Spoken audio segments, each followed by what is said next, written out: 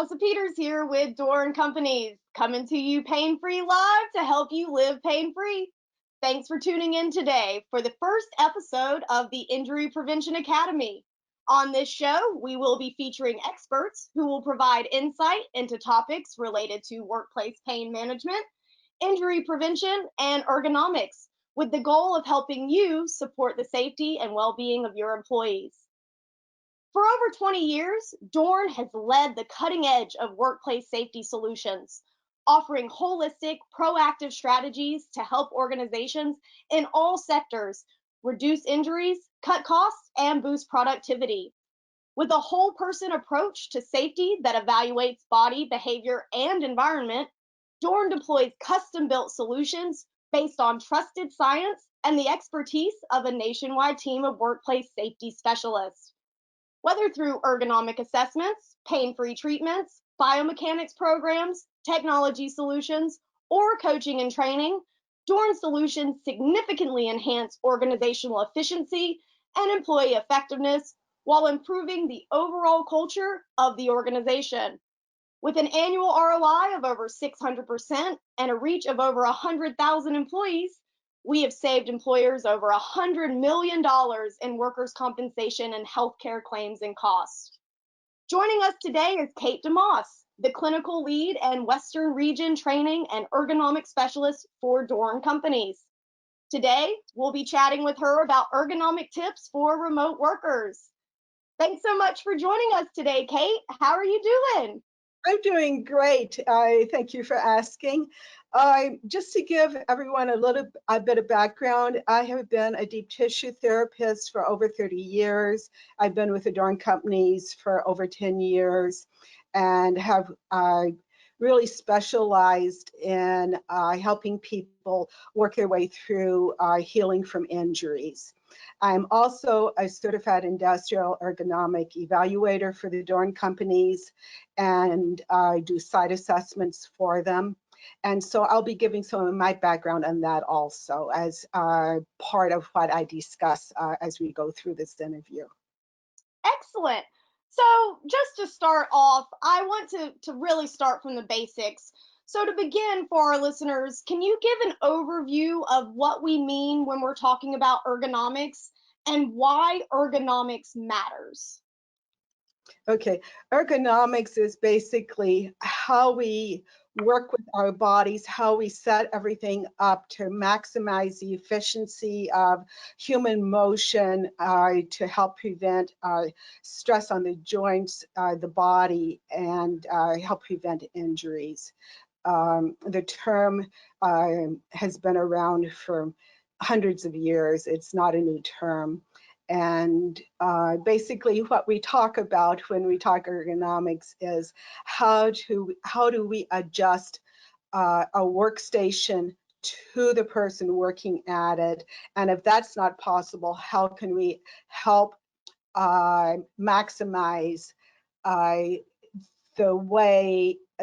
benefit of repositioning the person to use a station where we can adjust the height.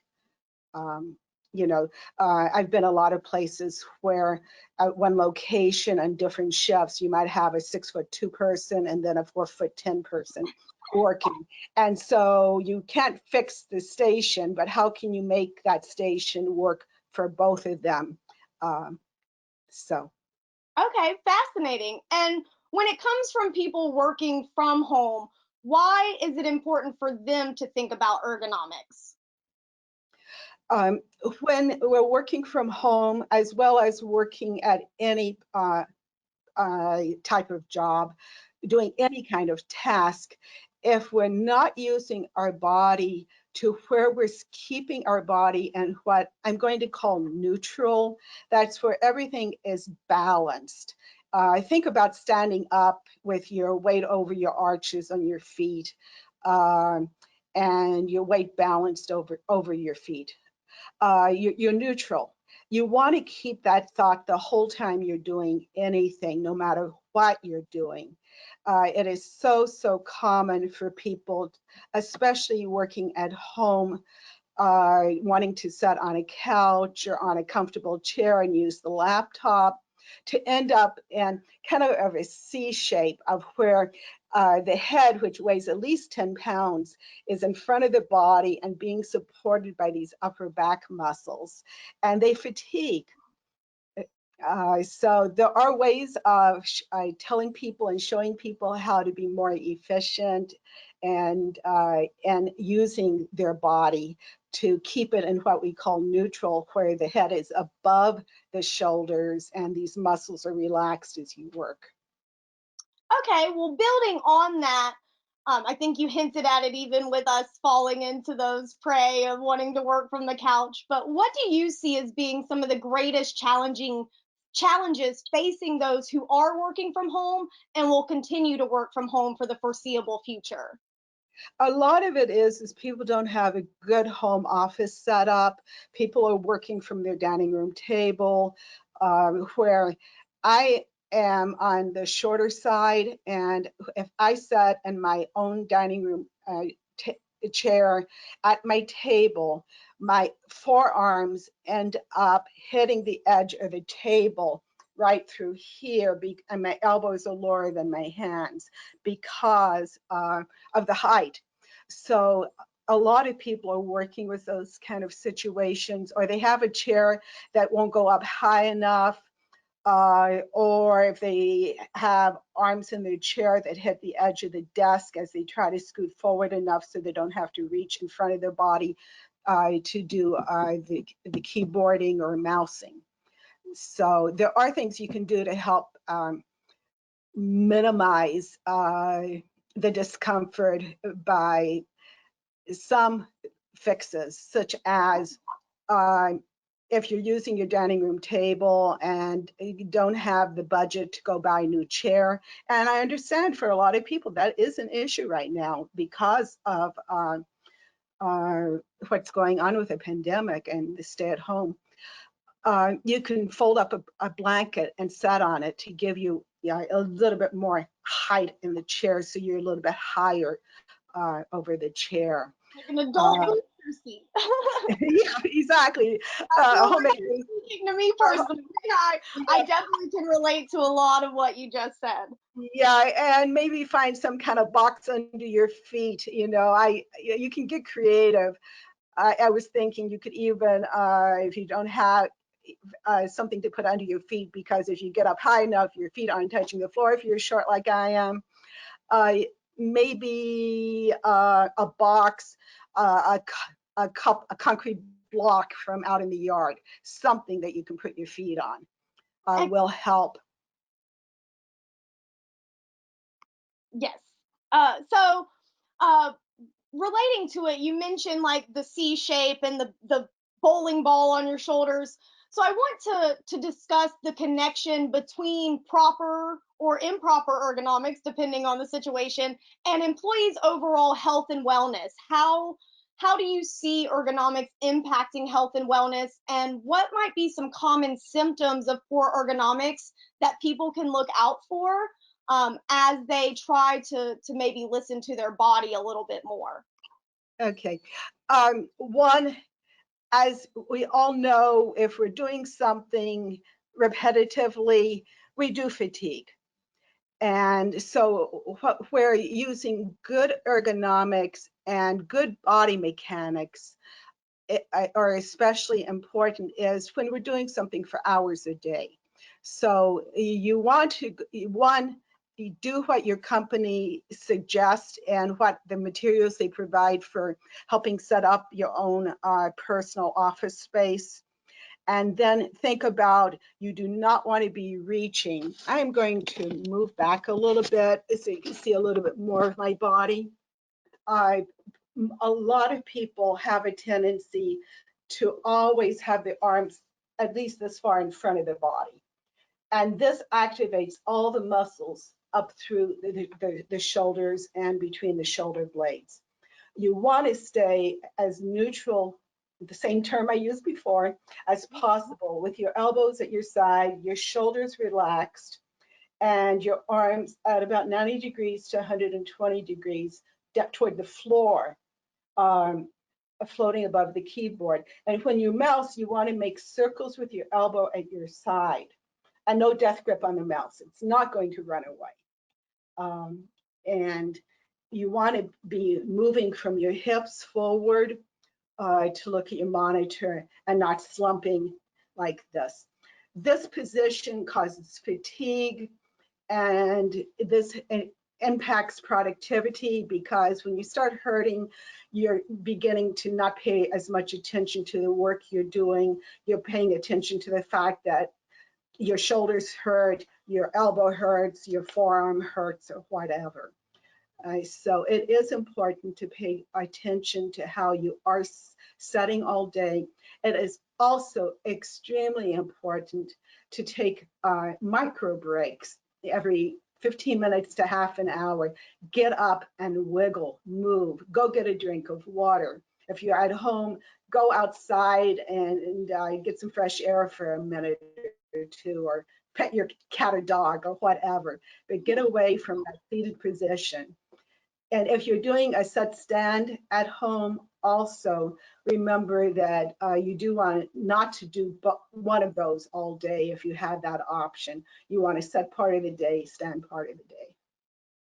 Excellent. Thank you. That was very informative. So you mentioned that you might start paying attention to pains in your body if you're not displaying proper ergonomic positioning or setting up your station. Can you talk to how that ultimately can lead to injury, or what some of the risks of poor ergonomics are?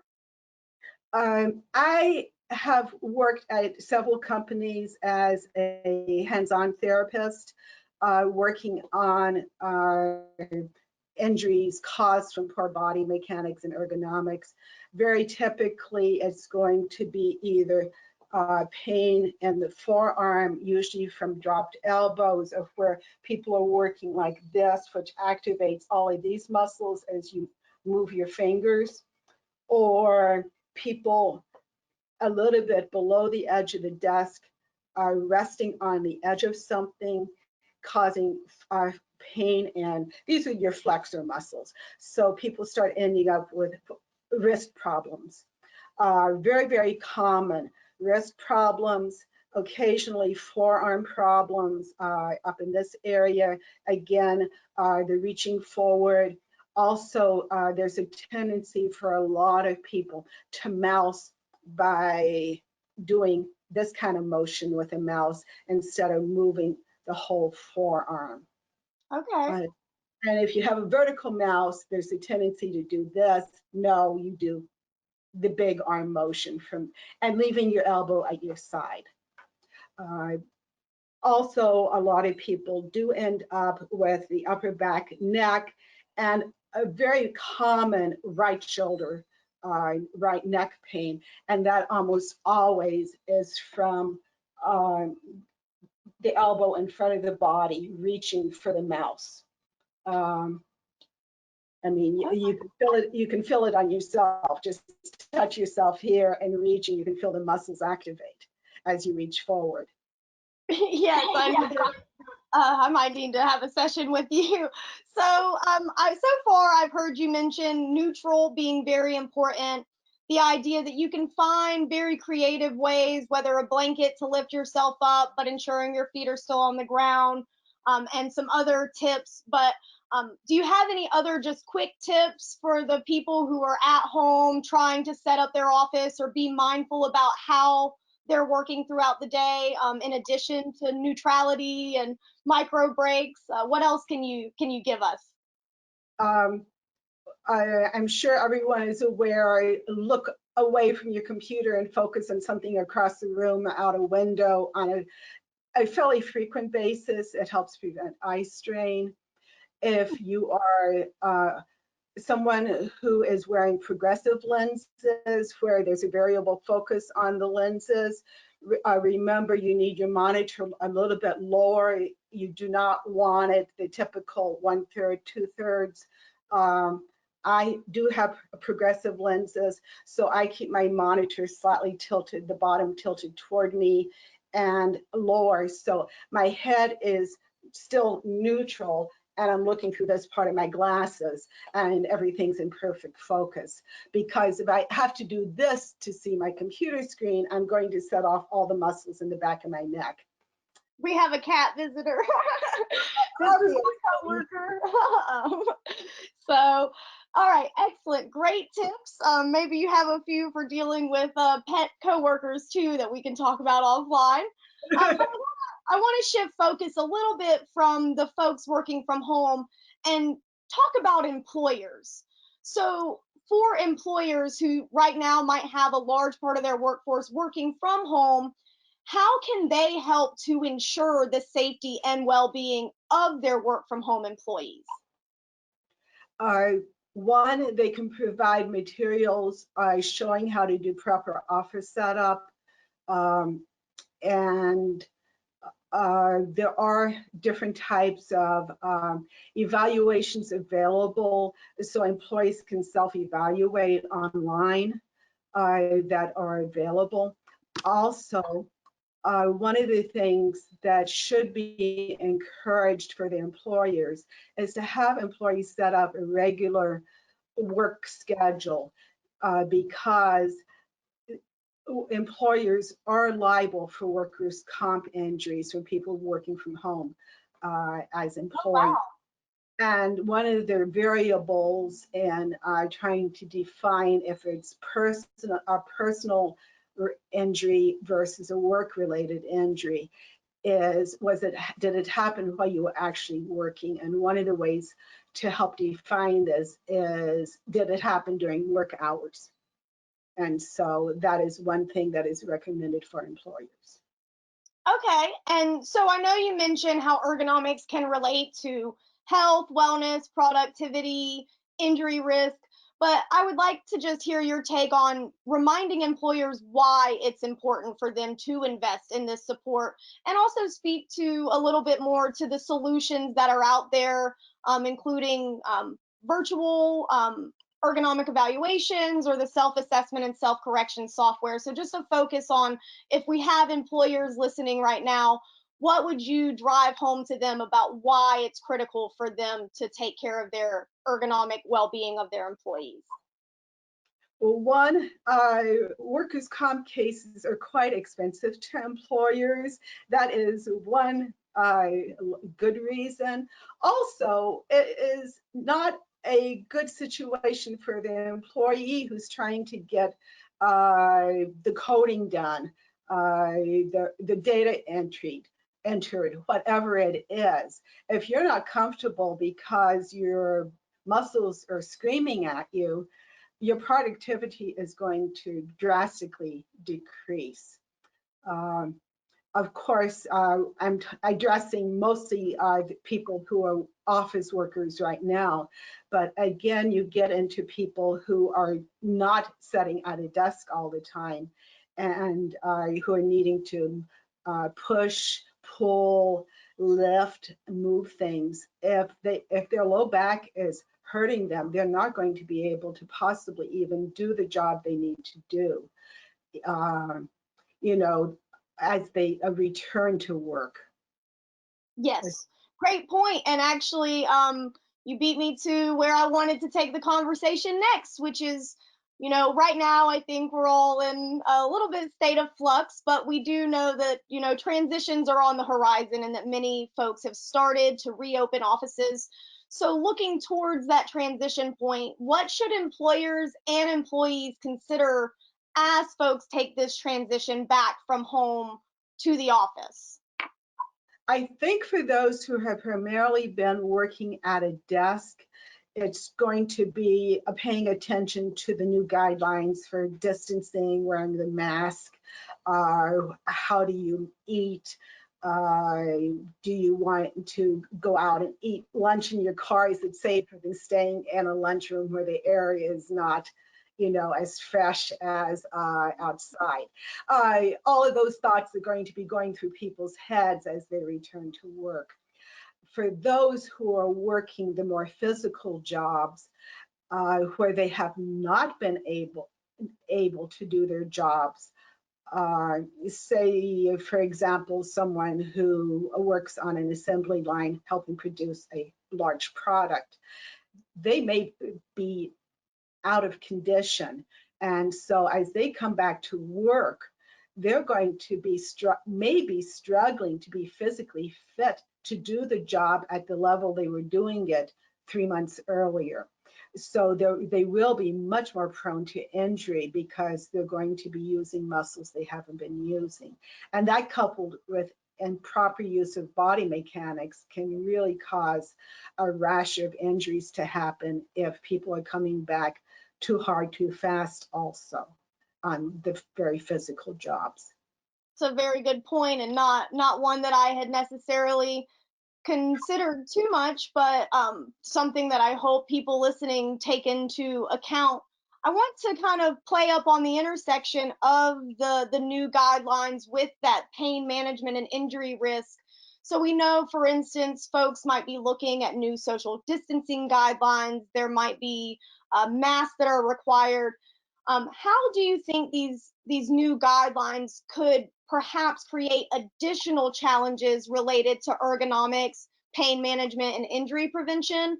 And what advice would you give to employers and employees about making sure that they are paying attention to not only, the pandemic related response, but not letting maybe more traditional safety focus fall to the wayside? I've thought about that.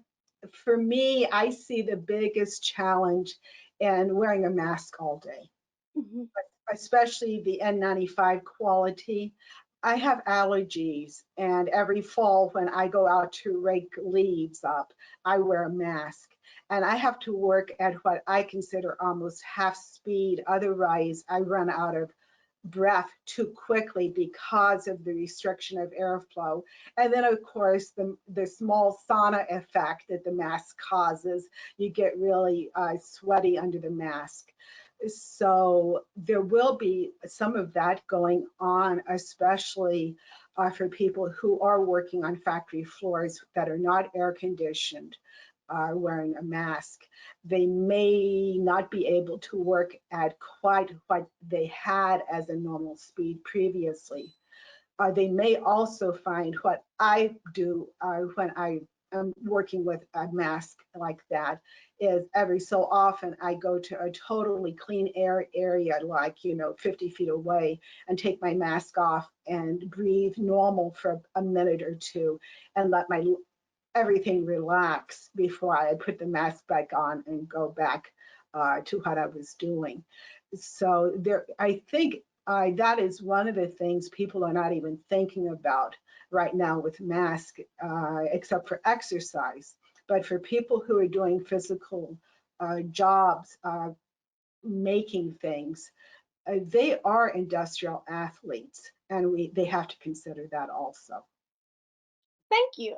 So to wrap things up, uh, I want to just hear if there's one major takeaway or message that you could provide to our listeners today, what would you like for them to take as the hallmark of this episode with you? Do your best, uh, take breaks. Micro breaks are very important, and do your best to keep your body in neutral, whether you're sitting in a chair like this, or whether you're standing, or whether you're bending over to pick something up. Excellent. All right. Well, thank you, Kate, for your time and valuable insight. We appreciate all of you out there who took the time to listen and hope you gained some useful information. We hope you join us in a couple of weeks for our next episode, which will feature Lorena Zebelis as we discuss how to keep frontline manufacturing staff injury free during the pandemic and beyond. Thanks, everyone. Thank you, Kate.